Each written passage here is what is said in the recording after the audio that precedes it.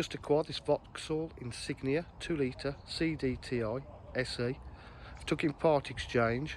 Was subject to a Category D payout for insurance, which is the lowest one, back in 2014.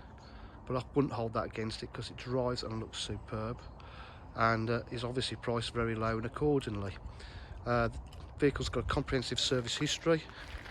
It's had the CAMBELT done in 2019, and it's just been MOT'd for 12 months.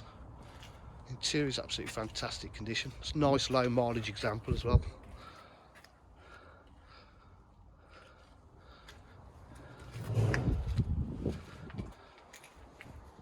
Nice upgraded alloy wheels. Like I say, the paintwork is absolutely fantastic on it.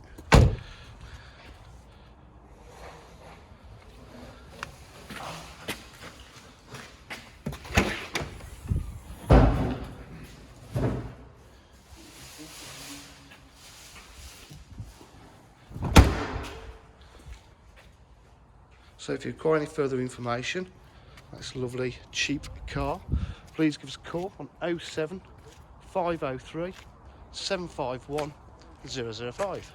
Thank you.